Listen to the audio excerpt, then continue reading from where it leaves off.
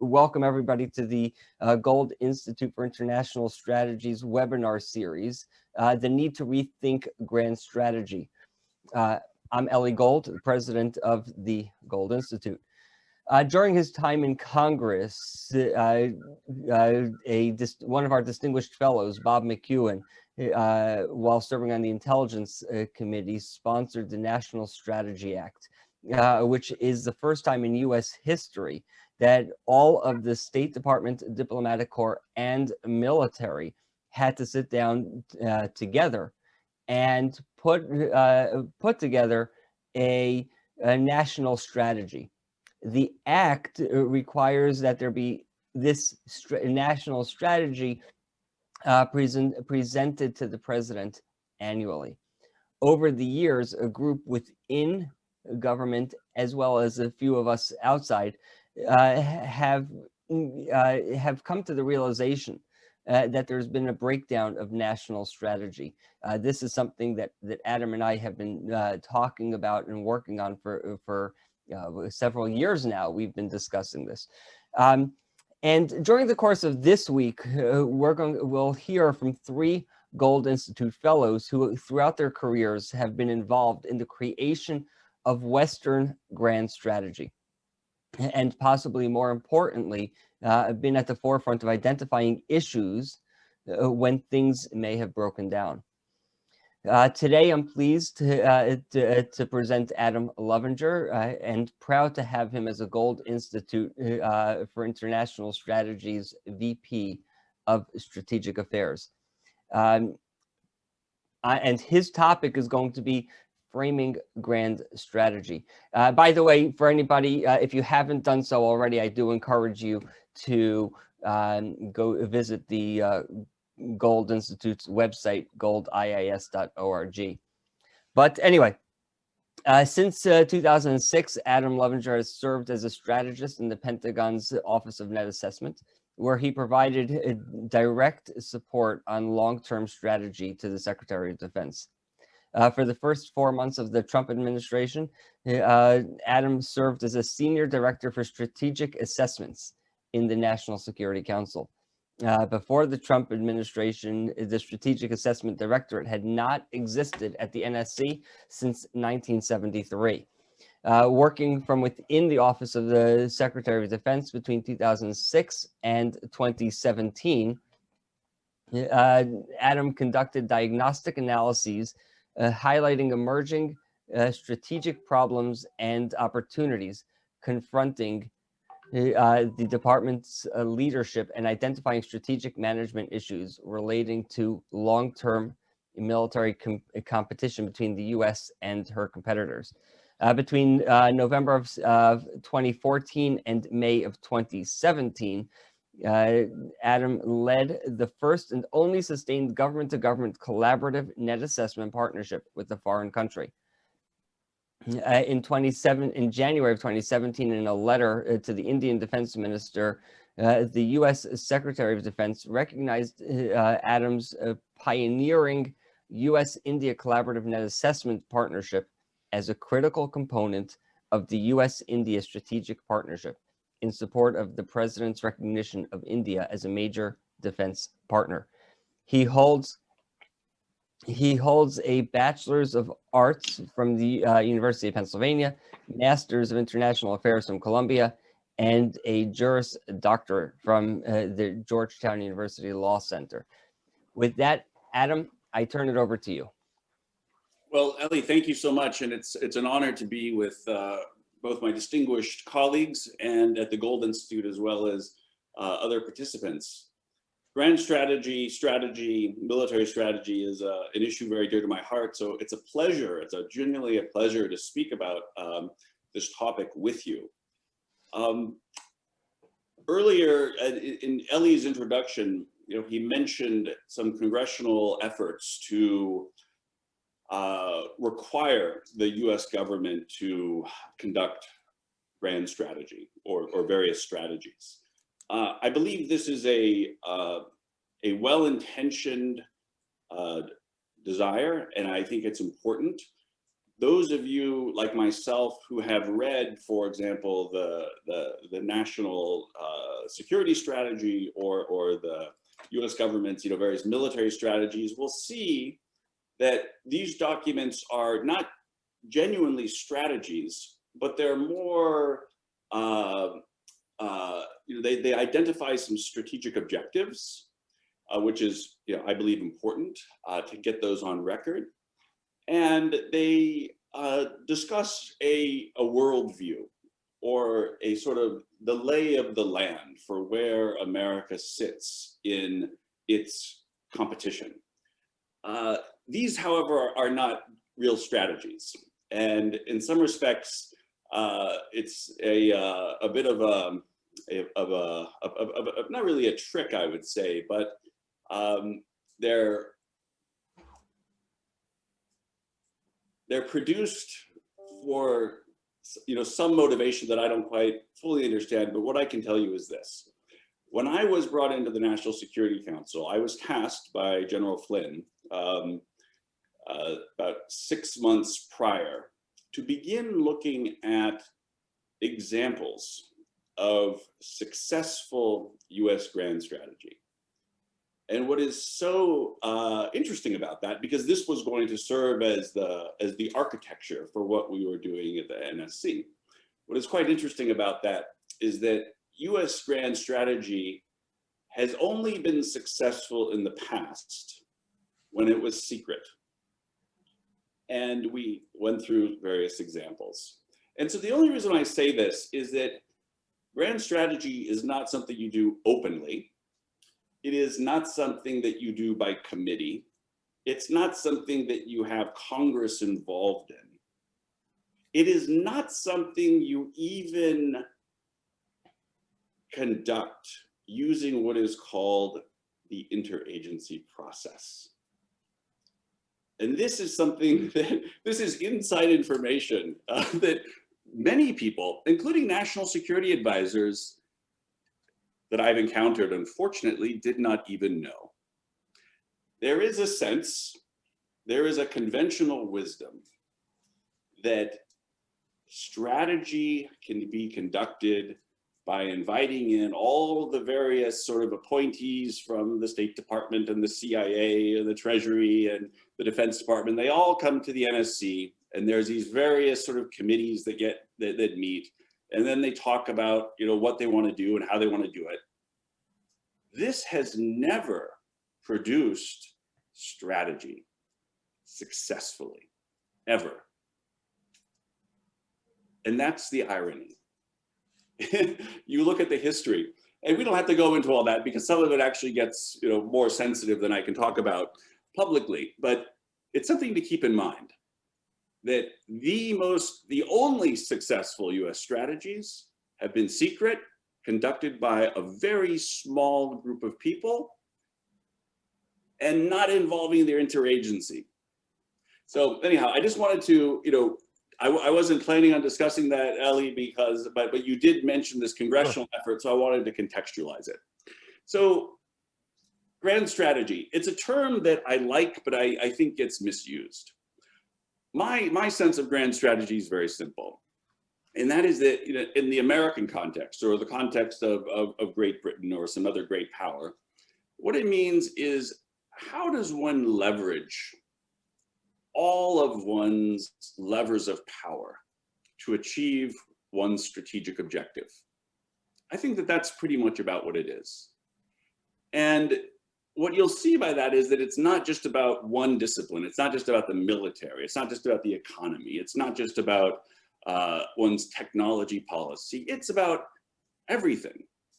You look at everything that matters, that you have control over, and you weave it together in a way such that your comparative advantages are exploited maximally against the weaknesses of your competitors, to augment the strengths of your allies, and to shape the future security environment. And way that I would look at it, the way I've been trained to look at it, is that every long-term strategic competition takes place in an environment. There are forces at work. There is geography of strategic importance. There are international norms. There are alliance arrangements. There are various resources. There's sources of economic power. And so every strategic competition takes place within this environment. And the purpose of grand strategy is to ride like a wave those trends in ways so that the grand strategists can shape that environment to feed into your nation, or if you want to apply this to a corporation or to whomever, to feed into your strengths and to augment your strengths and undermine your competitor. So stepping back, I believe one thing that we do fairly well in the West, at least historically, is to identify what we want to do, what we want to accomplish, what is our strategic objective. And this, in my assessment, is really the very beginning stage of grand strategy.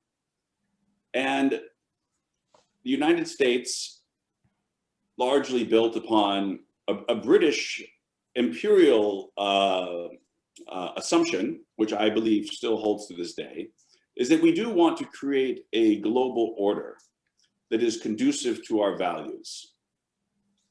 And these tend to be the liberal democracy, economic freedom, rule of law, et cetera.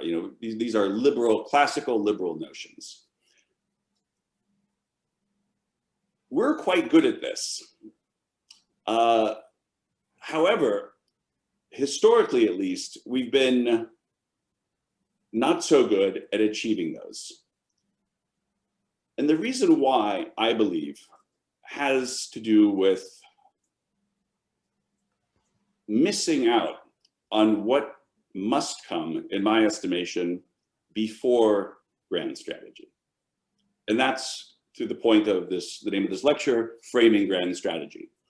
And what that means, I believe, is a net assessment. A net assessment is something that comes before strategy to get your strategy right. And I'll dive into that a little bit.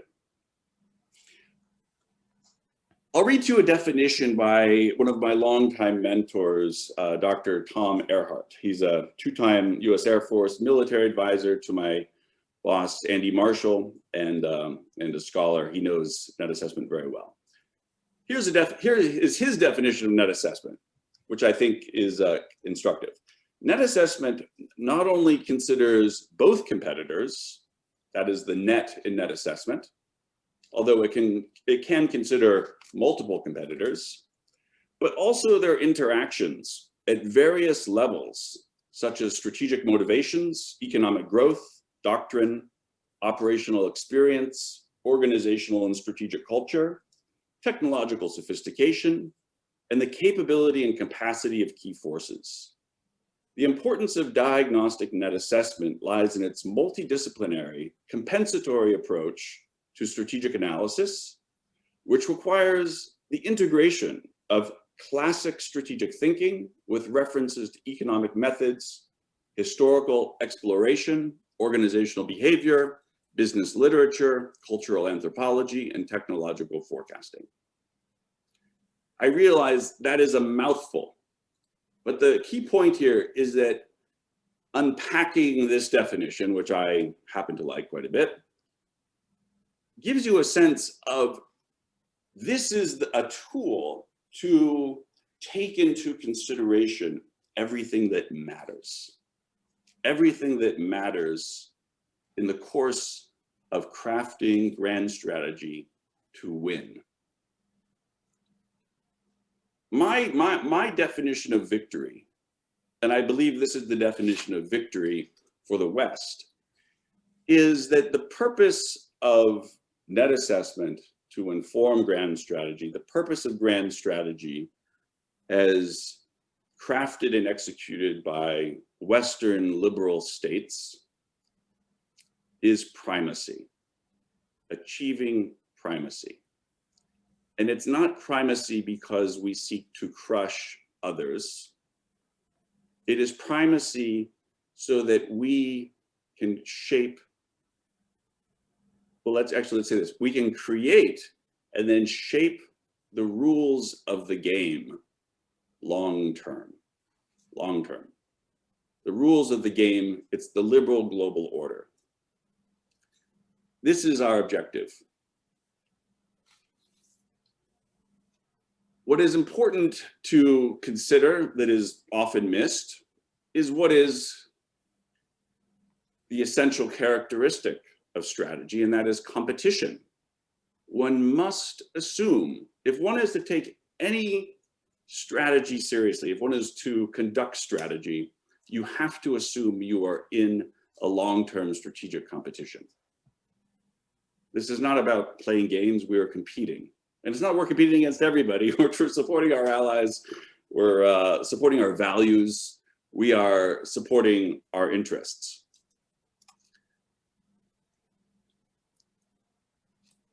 The other aspect of net assessment that is very important, that is almost always neglected, is the reason why it's called net assessment. Net is, it doesn't relate to the internet, it relates to power. All power is relative. Where do we stand, whoever we is? For me, it's the United States, government typically, at least in my career. Where do we stand relative to our adversaries? Where is our power relative to theirs? To do this properly, one must look at each side's enduring predispositions, comparative advantages, long term. This, for us, has historically been very hard. Why is that? Because it requires us to not only look at ourselves, but to look at our adversaries and understand their key traits. This has become perhaps our Achilles heel in the West. Why is that? Because culture, values, these are things that can be politically incorrect. To even acknowledge, for example, this is my experience in the Obama Defense Department, to even acknowledge that we have an adversary or a competitor that gets its legitimacy from an interpretation of Islam. This is, one would be accused of being racist or Islamophobic or something to even take this into account in crafting a strategy to combat radical Islamist terror. It almost can't be done. And this is this is crippling, frankly.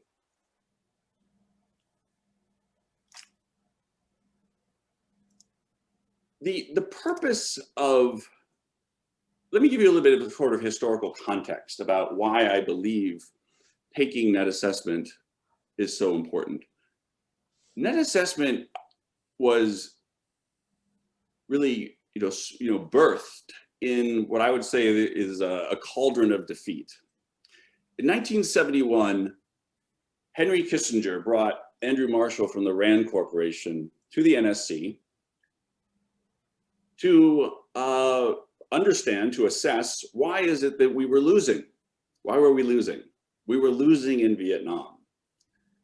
The Russians had used this decade-long, more or less, bleeding experience of ours to take advantage of us and build their military, build their power, and we were losing. This is when we first got serious about strategy in the United States. professionalizing it, professionalizing the crafting execution of strategy. We had done it on the fly before, but the intent here was to institutionalize it.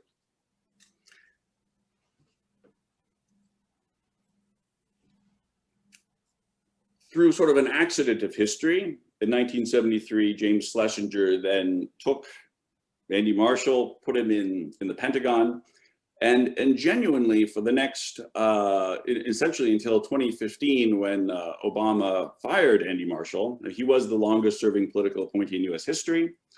The office produced about 2 to 3 dozen highly classified net assessments that I can't really even talk about. I've read them, I know what they are, I can't really talk about them. But the point here is that there was a time when we were very serious about really understanding the strategic weaknesses of our adversary and pitting America's strengths against those. Let me just give you for some flavor, I'll give you some things I can talk about. So,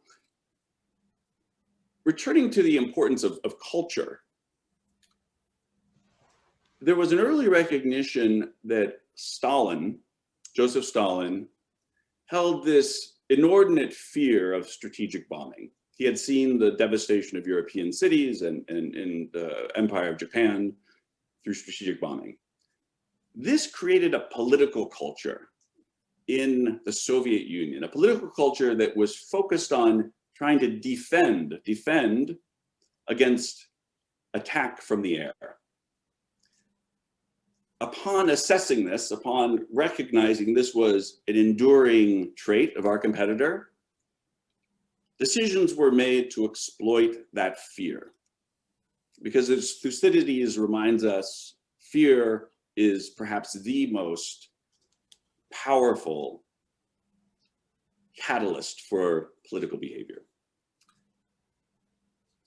When Reagan came into office, he did not cancel the B-1 bomber as President Carter was intending to, because he knew that it flew very fast and had characteristics that fed this fear of the Soviets of strategic bombing. What did this do? This created one of the most important aspects of any grand strategy, which is a cost-imposing strategy. A cost-imposing. Why was it a cost-imposing? Because air defense is extremely expensive, at least it was back then, and it still is. It is much better to create forces that require your adversary to expend enormous, scarce resources, it turned out to be, on defense. Another, of course, commonsensical reason is that you don't win by defense typically. You typically win by offense. And so by forcing the Soviets to pour resources into defending themselves, those resources could not be used to attack the continental United States and our allies. So that's one example.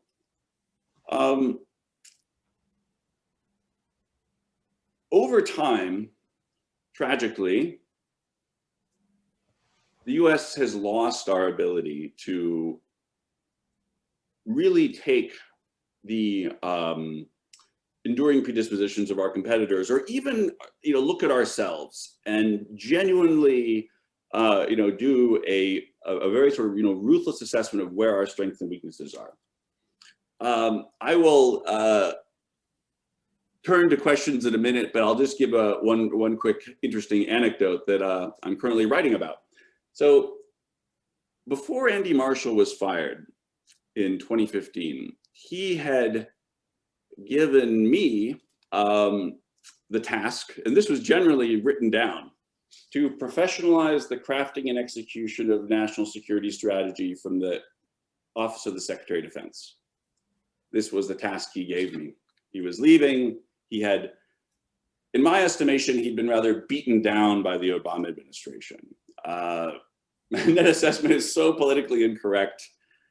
It can be characterized by those who, believe in America playing a less robust world, it can really be characterized as a tool for imperialism, and this is really the way it was characterized, and it's quite tragic.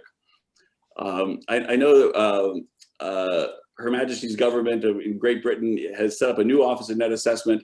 I have a lot to I have a lot of war stories to tell you about how difficult it is to do this right, particularly when it is no longer axiomatic that your nation's interests, one's nation's interests, are primary.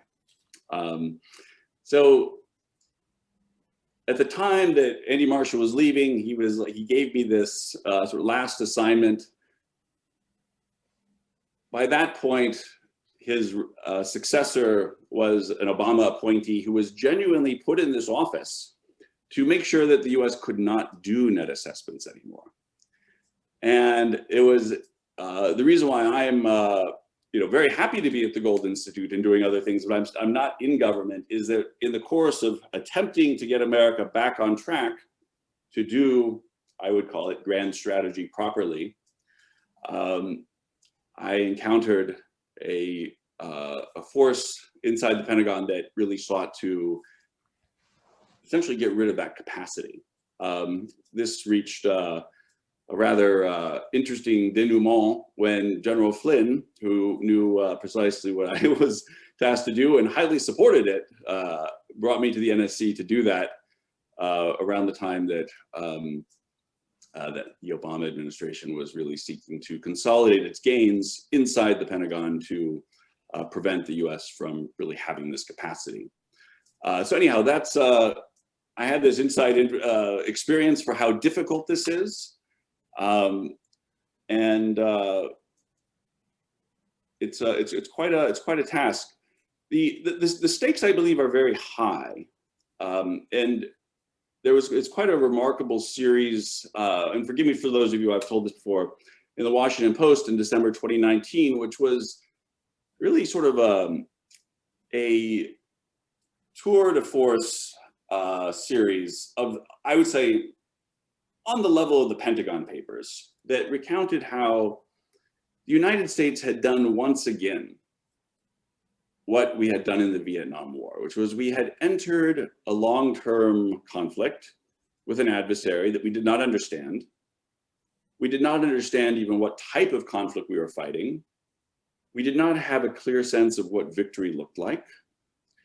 And we had never really ever attempted to either understand our adversary or ourselves as to what can we reasonably, realistically do to win in Iraq and Afghanistan. And so once again, the purpose of creating the Office of Net Assessment in the 1970s was to make sure we never had another Vietnam War again. With time, this this capability was degraded because it was so threatening to various interests, and the notion itself became politically incorrect. And so yet again, we sent off thousands of young men and women into war zones to die, hundreds of thousands to be injured psychologically, physically, and spent trillions all the while. In Vietnam, the Soviets used that advantage to rise. In Iraq and Afghanistan, Communist China has used this bleeding experience to tip the balance of power in the world in their favor, increasingly, very successfully. And so we come back to this problem, and it's a cautionary tale. It is a tale that I would encourage all of our Western allies to take into account. It is I would say, one of the great battles of our time that we must get back into the business of taking grand strategy seriously. I believe our children's future, and Western civilization itself is at stake. So with that, distinguished president of the Gold Institute, I turn it back to you, and I'm happy to entertain questions and the like. So first of all, Adam, thank you very much. I wanted to ask if you do have any questions, comments, or thoughts, that you maybe raise your virtual hand. If you don't know how to raise your virtual hand, then you certainly can raise your hand just by going like this and waving and making sure you get our attention. But I do want to ask you, Adam, and I know that I hope I'm not letting the cat out of the bag when I say that you're actually working on a book on along these lines of my question. But if I may, from an administrative role, any questions relating to the political side of things, this is, the Gold Institute is a 501c3, and we're nonpartisan, and we don't support any one candidate or political ideology. That being said, I know you've given a lot of thought to this, and you've talked about the fact that we need to get back to a time or a realm when we can create grand strategy once again, where we can create net assessment once again in order to do grand strategy, or do a net assessment to create a grand strategy. The system is broken, and we all, that's almost cliche already when we talk about government, but in particular, focusing on defense in that realm. What do you see that we need to change? What has to happen in order for us to get to a place where we can do exactly as you described? It's not as simple as the president saying, do it, because obviously the machine is broken. What do we need to see change in order to get to that point that you just described earlier? Well, it's a very complicated problem, Ellie.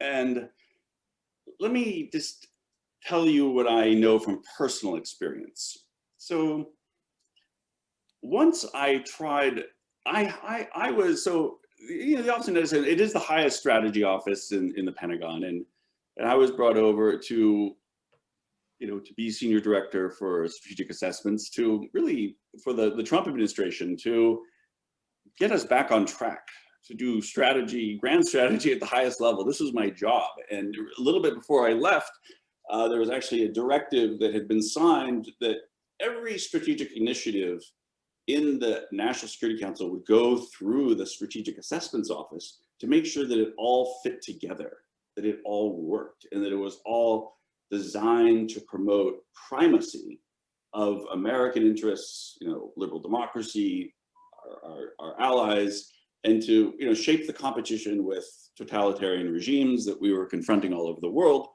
and get everything back on track. And what happened, Ellie, is something quite interesting. And it happened to General Flynn first, and then it happened to me. And that is that for, I would say, quite a bit of time, and you don't need to take my word for it. I mean, you see the statistics. The national security bureaucracy, the intelligence community bureaucracy, has been identified as a very powerful political force. I now believe it is the most powerful political force in America, far beyond the office of the president, far beyond the legislature, far beyond the courts. The bureaucracy is genuinely becoming rogue in many respects. It is unaccountable.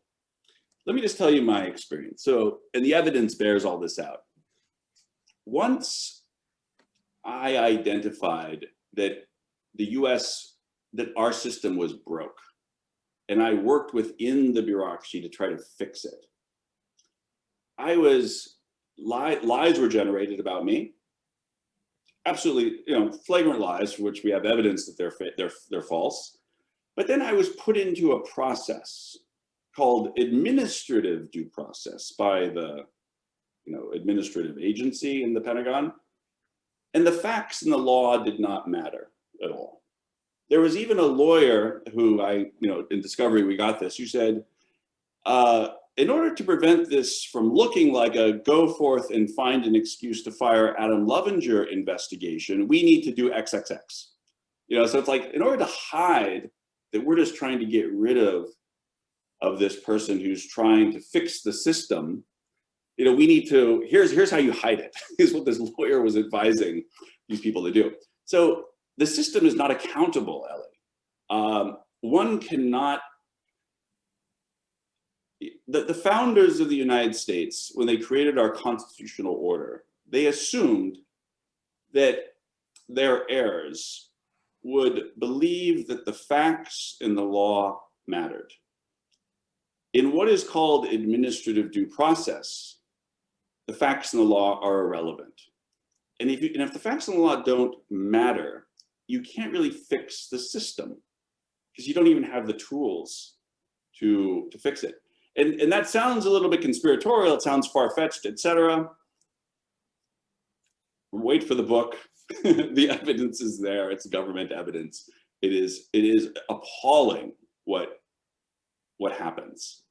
So there are these, I believe this is a larger conversation. Over a period of time, over decades, certain interests have found that there's a lot of money in government contracting, that one can pursue one's ideological agenda, partisan political or ideological agenda by capturing certain key offices in the Defense Department, the National Security Bureaucracy, wherever.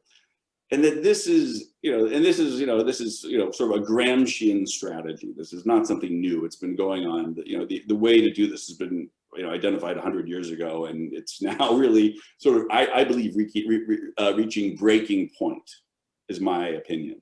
Hopefully, my book, other attempts to, shine some transparency on the problem, the great work the Gold Institute's doing. I hope that this will be a beginning of solving this problem. So generally, to fix the problem, Ellie, I believe we need accountability within inside the system, because until the facts in the law, they must be taken seriously again. And that's the beginning. And unfortunately, it's so bad that we have to begin at the very beginning. It appears to me that this is going to be a multi-generational. This is a multi-generational problem, which is going to be a multi-generational solution, which is going to need a multi-generational solution. Would that be correct? I really don't know, Ellie. I know certain things. I don't know other things. I just don't know. My education is continuing. I never, as a lawyer myself, somebody who studied the Constitution, reveres the Constitution, reveres the Judeo-Christian and Enlightenment values upon which our constitutional order is founded. I never thought I would encounter what I have encountered. I did not think it was possible. So at the age of almost 50, I'm 49, I feel that in some respects my education is just beginning about how bad the problem is. But I'm determined, as long as I can, pay the bills and support my family, and can continue this fight. I am absolutely determined to do everything in my power to make sure that the United States can craft and execute strategy properly. So, I'm going to move on to Ken Abramowitz and then to Dirk Jan Epping. But if it makes you feel any better, we have members of European Parliament on the call. So if you're talking about things not working well, at least you're in good company. But Ken, please. Thanks. Good to see you again, Adam. When we're talking about strategy, however bad you think it is, it's worse, because you were working on strategy for the Pentagon. The Pentagon's just a part of the government. It's the military part. Well, there's economic issues, there's legal issues, there's cultural issues, there's so many other issues. And when I look back into the past, I believe in the 82, 84 area, Reagan signed some executive orders asking for or demanding or establishing a group of people to set up a grand strategy, not just for the Pentagon, but for the whole country, to wage a multifaceted war against Russia.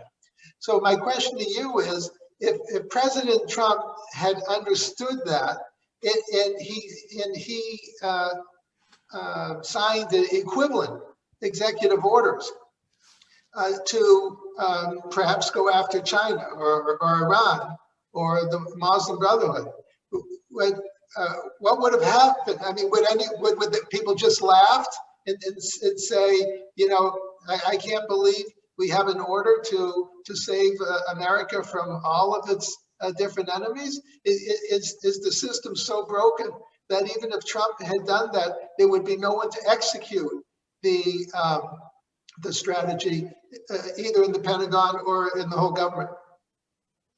Ken, it's great to see you again. And thank you for your support of the Gold Institute. It's, I believe, the most important think do tank in America. So you raise a fascinating point, and you're absolutely right. One thing that Reagan understood, which Trump did not understand, unfortunately, is that personnel is policy. And this is something that Reagan has famously said. He was very aware of this. Reagan had seen in his career, both as a governor of California, but also, you know, during his time working for the Army in the Second World War in the film business, that the enemy, the adversary, you know, call them what you wish, they use indirect means and sort of subversive techniques to cripple the effort. Trump, at the beginning of the presidency, had what I would call a New York view, not a Washington view. And what I mean by that is he stated in one interview that, you know, I don't need to fill these political appointee positions, the assistant secretary of this, the undersecretary of that, what have you. These jobs are not really, I think, very important. When I heard that, I almost thought that, okay, it's all over. I almost thought that we know how the next 4 years will unfold. You put your people, if you want to drain the swamp, if you want to do great things, if you want to get rid of the corruption, if you want to hold people to account, if you want to make sure that the facts and the law matter in the course of administrative processes, period, you must have very strong leaders in those jobs making sure that these fundamental things happen. You don't, you know, it's like, there is what's on your job description if you're the Assistant Secretary of Defense. You know, ask you know, our mutual friend and mentor, Richard Pearl. But then there's what you really do. What you really do is you make sure the bureaucracy doesn't subvert you from within. You make sure that something that has been now called the Trump-Russia collusion hoax cannot happen. So Reagan knew that personnel was policy. One of the most successful strategic initiatives that I wrote about for General Flynn was how he used Richard Pipes at the NSC to craft grand strategy to bring the Soviet Union to its heels, to its knees. He knew what he was doing. So it's extremely important to recognize that it's not just signing an executive order. You must reconstruct, unfortunately, the national security bureaucracy to make it accountable, to make sure that something that I experience called administrative due process, where the facts and the law are irrelevant, to get rid of. You see, here's what happened, Ken. Mike Flynn brought me in. We were so threatening because we knew how the corruption worked. We knew, I don't like the term deep state, but let's just use it. We know what we're talking about. We knew the deep state's secret war plan. We knew how they operated. We knew how they weaponized processes. We knew what their ideological agenda was. Flynn and I were extremely dangerous. That's why they destroyed us. And, you know, you can look, I mean, my book is based only on government evidence. It will come out at some point. Congratulations, by the way, on your book. I look forward to reading it. But it's, this is the problem. It's people, what you're assuming, Ken, and you know, you're in very good company, is that by signing an executive order, what the president intended will happen. That's what we learn about in school. It's not the way it works in government. And we need to get back to making sure that what we learn about in school, we teach our children to expect in the world is actually the way the world is. Otherwise, we're not preparing our children for the real world. So unfortunately, Ken, it's a big problem, and it's deep. Thanks. Thank you, Ken. Dirk, I think, let me see. I think you have to unmute yourself. Here we go. Mute. Yeah, you hear me now? Yes, we do. Okay. I'll put it here. Now, Dirk also wrote a book, Adam. This is entitled The Empire of Little Kings, also about, this is about Europe. So I think you're all in the same general, the same general section of the bookstore. Well, Adam, let me ask you a question, since time is running fast. We're all talking about the China strategy these days, also in the European Union. The European Union itself is talking about it. The Netherlands talks about the China strategy. I think even Luxembourg is now discussing its China strategy. You know, in 2001, when China entered the WTO, we all thought that would be the way to make sure that China would be like us, would think like us, and we would be on the same line. This was the idea of the EU bureaucracy. You were talking about a bureaucracy. You know, the EU bureaucracy is like the Chinese bureaucracy in many ways, and the top officials of the EU, I call them European mandarins, like the mandarins ones in the imperial, in the Chinese empire. Now, if you look at the strategy of China, it has changed gradually towards a goal, putting itself first in the world order. 10 years ago, during the financial crisis, China came to Europe and started buying harbors, influence, and all sorts of other things, and this was spreading all the time. China became more pushy and knew exactly what it was doing, whereas we were still facing a puzzle of what their intentions were. Now, if you look at the project of One Belt, One Way, of Huawei, the goal of Made in China 2025, they have a very specific goal. Now, we look at China through basically one prism, which is the economic one. But we know very little about other things, like the cultural angle, the historical, emotional, the military history and military strategy of China. So everybody is puzzling. And what you were saying, that you have to sort of put together the net strategy with all these factors, I haven't seen it in Europe. Some people have a sort of a fantasy island about it. Others are very skeptical. I see the same in the United States. Nobody really knows what to do, whereas we have no strategy, we have no net account, but the Chinese have got one, and they're very successful in pushing it forward. Thank you. I agree with you, Dirk. I think your assessment is spot on, 100%. I disagree with nothing what you said.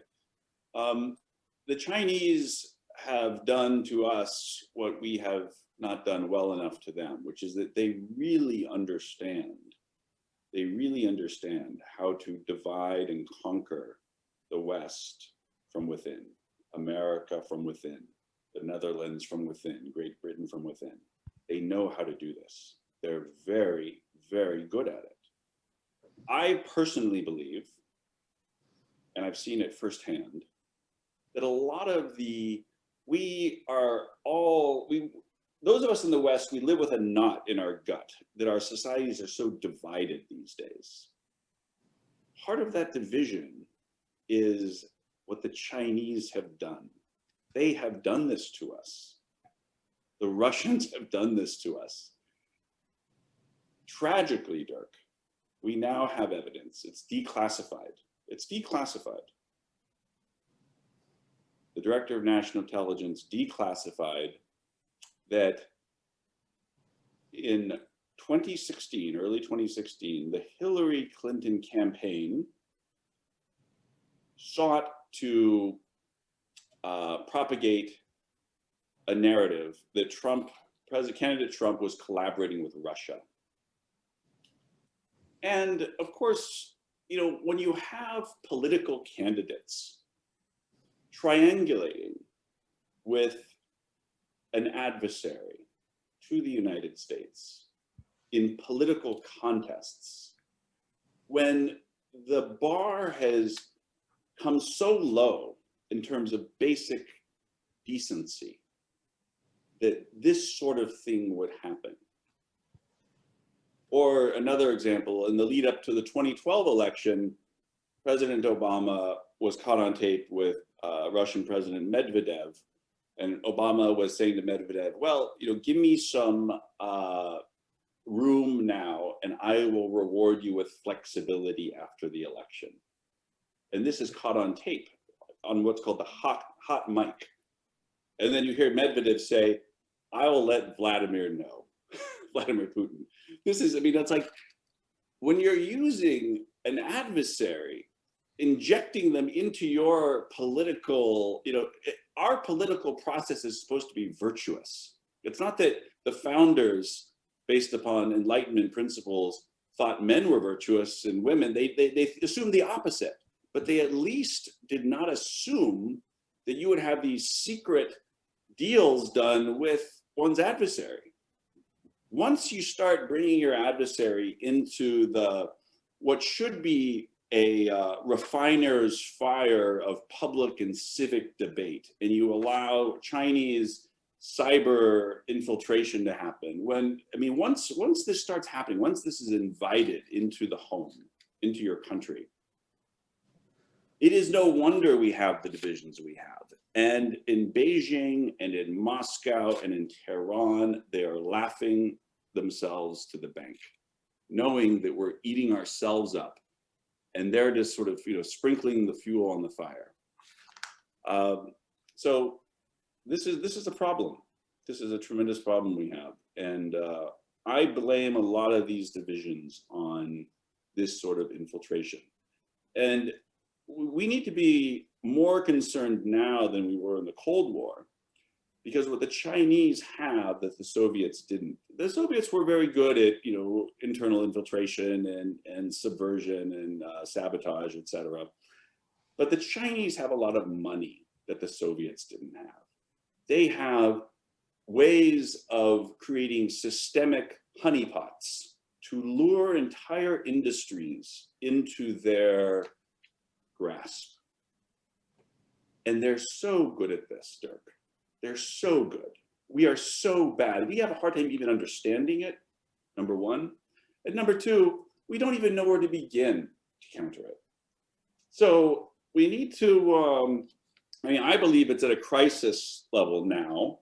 Historically, liberal democracies like yours and Jeffrey's and mine respond to, when there's a crisis, you know, to quote Winston Churchill, you know, gentlemen, we've run out of money, now we must think. With a crisis is like, you know, it tends to sort of focus one's attention.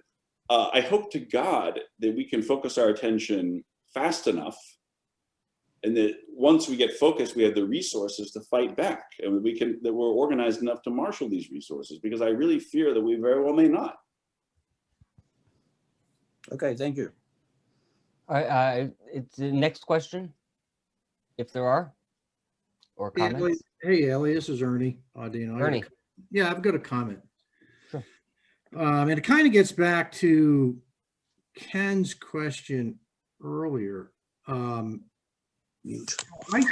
I think that the failure of the United States to develop effective grand strategy, persistent, let's say, grand strategy, is never going to be fixed by more process and more procedure within the Pentagon or within the government.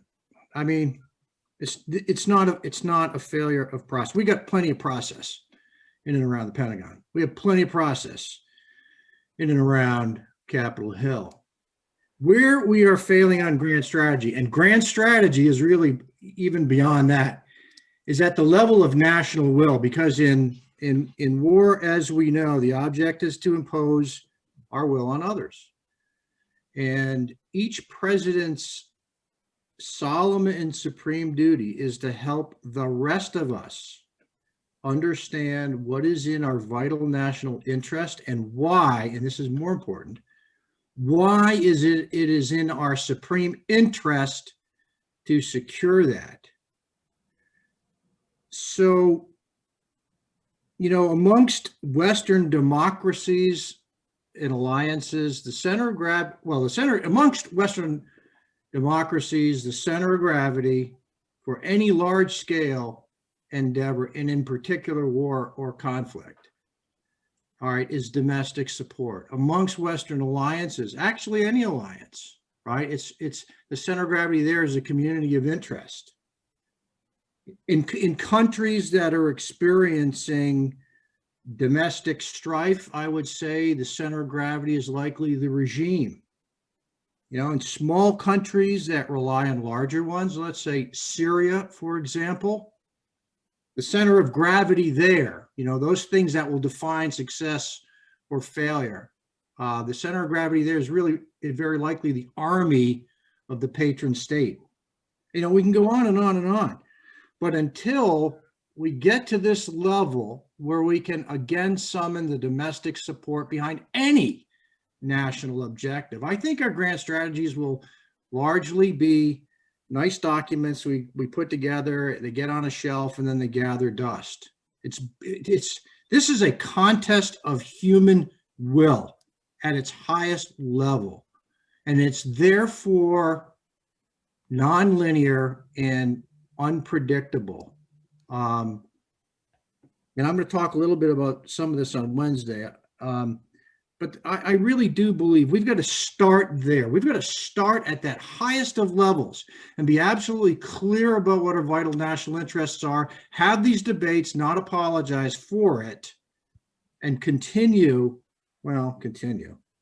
strive to help the rest of us understand why it's so important to commit to it and stick to it. Then grand strategy after that, now that falls to those charged within the government to put it together, but we got to get at that top level first. I appreciate that, Adam. Any thoughts on that? I agree with Ernie that the documents and the process is not as important. And this was the study I did for General Flynn, which was that, looking at when have we actually done this properly. It's with small groups that are empowered by the president to develop it outside the interagency process, outside the normal processes. The normal processes are, those are for sure. Those aren't the real ones that actually make a difference. I want to ask, does anyone else have any questions, thoughts, or maybe some of our guests on the call? And just one last thing, I think, Ernie raised a very important point, Ernie, and I really look forward to your talk on Wednesday, is about national will. And I agree with you. I think it's more the will of our leaders to win, to assure liberal global primacy. The American people, historically, it's like we wanted to stay out of the wars. We didn't want to go, it's like, it's very hard to, people want to put, food on the table. They want their kids to be okay. It's very hard to deal with strategy and make strategy convincing to the American people. This is something they need. But if they see so I almost think when strategy must be crafted, And again, this is going back to the net assessment. We have to look at ourselves. What are our own strengths and weaknesses? Our weakness is that it's very hard to get, the American people behind our grand strategy. It's almost impossible. So one must craft the strategy taking that into account. How difficult this is. And that's why looking to history, how have we done this before? What were the conditions in place? This will be my second book, Ellie, that I'll hopefully write, for the Gold Institute, on its a Gold Institute publication. What are the conditions? How has this been done? How do we overcome this problem of will that Ernie so eloquently raised? We must take into account that most people don't really care, or if they care, they don't really fully. They haven't had the luxury like we do of even thinking through these problems. Well, in a true political forum, I would suggest that you're both correct. In that President Reagan did that so well. I think with the Cold War, when President Reagan was running for president, it was he needed the support of the American people. He needed the will of the American people. But in truth, he only created that will. That will was only created by a leader. Which was President Reagan. At the moment that reporter asked the president what he thought about the Cold War, and he said those 4 words of "we win, they lose," it was that leadership that had the resolve, which created the will, the national will, to win that war, which is ultimately how it was done. In a time when the people have no interest in what politics are in what the politicians are doing, so long as they get their $1,400 check for COVID relief, we would not be able to win the Cold War, nor will we be able to defeat China or the Russians for that matter. When we have a leader who's able to create that environment, at that point in time, are we able to suggest that maybe Germany uses Huawei instead of the United States or the UK, and so on. So I think that was important. But I think it's a 2-part system. It's not just a one, whether it's the will of the people or the will of the politician. If we have any, I'm going to open it if we have any more questions or comments. All right. Well, I think in that case, we will end here. I'm looking forward to tomorrow's conversation with Jeffrey Van Orden, strategic choice in the 21st century and the role of alliances. I think that is most important in an age like today. When we talk about grand strategy, we clearly. And this, Jeffrey, I'm going to listen intently tomorrow and not take your thunder, but I would imagine that when we think of grand strategy, we clearly have to take into account what our allies and our alliances and what that looks like. So with that, I thank everybody for joining us, and we'll see you tomorrow at... Will you help support our important work? The Gold Institute for International Strategy needs your financial support. Please consider making your generous contribution today.